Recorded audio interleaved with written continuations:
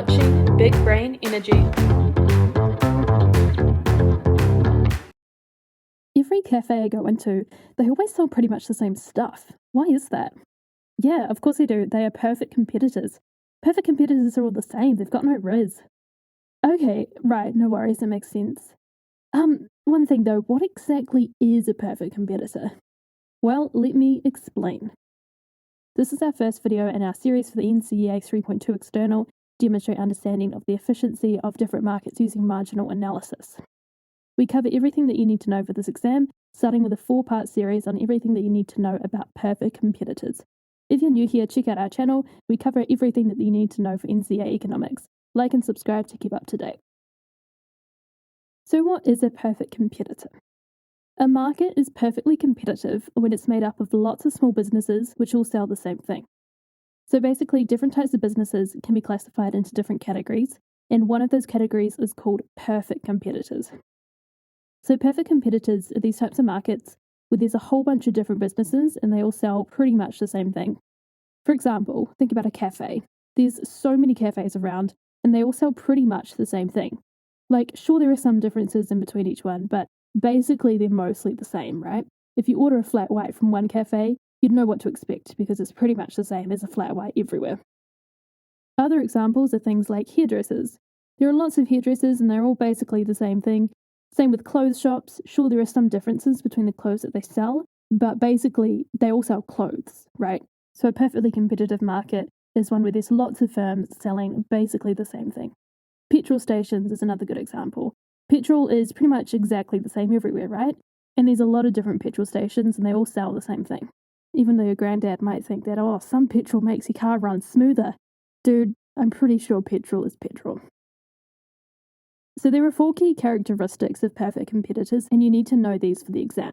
They are that there are many firms, that they sell homogeneous products, that there is no control over price, which means that they are called price takers, and there are low barriers to entry. We're going to cover each of these characteristics in depth soon. So perfect competitors are just one type of market, and there are some other types of markets that you need to know later on called imperfect markets. Imperfect markets are when there are only a small number of firms dominating the market. For example, think about like the supermarkets in New Zealand. There are just 2 supermarket chains that operate all the supermarkets in New Zealand. So there's just 2 of them dominating the whole market. So they wouldn't be a perfect competitor. They are an imperfect competitor. You could also think about Apple and Samsung. They basically dominate the market for phones. Like, sure, there might be some other little ones around, but they are so giant in the market. So you can see them as basically just 2 firms dominating the market. So therefore, they're not perfect competitors. Perfect competitors, there's heaps and heaps and heaps and heaps of firms, and they all sell basically the same thing, and they all dominate the market fairly equally. Whereas imperfect competitors, there are a few firms who dominate the whole market. Imperfect markets include monopolies, duopolies, and oligopolies, and we're going to cover those in depth in later videos. Okay, so let's talk about the key characteristics of perfect competitors. Firstly, there are many firms. There is no set number here for what classifies as many, basically a lot. If there was like less than 5, you might want to think about maybe it's an imperfect competitor. But basically, as long as there's so many competitors that they don't have much control over price, then that makes them a perfect competitor. Secondly, they all sell what we call homogeneous products. Think about the word homo, as in, no homo bro. It means the same. Homogeneous products, the same products. So basically, a coffee from one cafe is going to be pretty much the same as a coffee from another one. Sure, there might be some small differences, like maybe Raglan Roast makes it way better than Robert Harris, in your humble opinion, but they're basically the same, right? It's a coffee. A coffee is a coffee. And then thirdly, they have no control over price, which is what it means to be called a price taker. So they have to take the price that is given to them. This is compared to a price maker, who would be the imperfect competitors, which is someone who can control the price. So you might realize that a coffee is pretty much like basically $5 everywhere, assuming you're not getting all the flavors and upgrades. Like, sure, there might be some fluctuations, but if you were to order a flat white from one cafe, you could expect it to be around $5, right? Can you imagine if a coffee shop just randomly decided to make a flat white $20? Okay, they could do that, but no one's going to buy from them because you just go across the road to the other cafe where they're selling it for a normal price. So basically, perfect competitors, because there are so many firms and they all sell the same thing, they can't just set their prices to anything that they want. They basically just have to follow suit with what everyone else is doing. So that is called accepting the market price. The market price is where supply equals demand. So that's looking at the whole market for cafes based on how much is supplied and how much is demanded. That would give us the market price. And that would be around $5.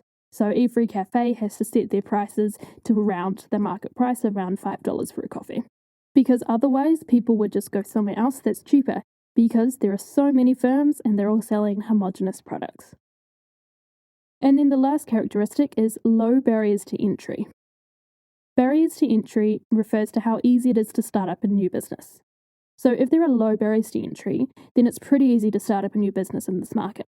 Think about a cafe. It's pretty easy to start up a cafe. Like, sure, you'd have to have a lot of money and know how to make coffee and know how businesses work and economics and all that good stuff. But compared to starting up something like a new railway line or a company that rivals Google, it's pretty low, right? It's pretty easy to start up a cafe that would rival other cafes in the area, relatively speaking. So there are low barriers to entry. There's not like some really technical laws that you have to obey or really technical knowledge that you have to have. Like, sure, you have to know how to run a business and make coffee and stuff, but that's it. And there's nothing that's preventing you from learning this stuff. Well, there's not some huge dominating business that you have to compete against. If a new coffee shop opens up, people will go to it because they're intrigued. So it's a pretty low barrier to get your foot in the market. So those are the 4 key characteristics of a perfect competitor. You have to know each of those 4 key characteristics, memorize them, and know what they mean. Alright, let's now do some practice questions to reinforce what we've learnt. Firstly, which of these markets is most likely to be perfectly competitive?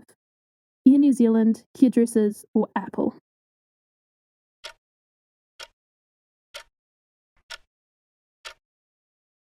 The answer is hairdressers. There are heaps of hairdressers around and they pretty much do the same thing. Whereas Air New Zealand and Apple, they have quite a large dominance over their markets, so they're less likely to be perfect competitors.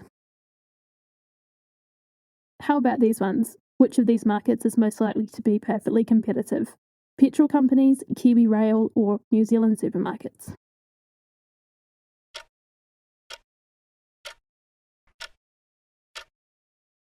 The answer is petrol companies. There are heaps of them and they all sell pretty much the same thing. Whereas Kiwi Rail is the only business in New Zealand which manages trains, so therefore it is a monopoly. In New Zealand supermarkets, well, there's only 2 of them, so they are duopolies. So they're not perfect competitors. What are the key characteristics of a perfect competitor?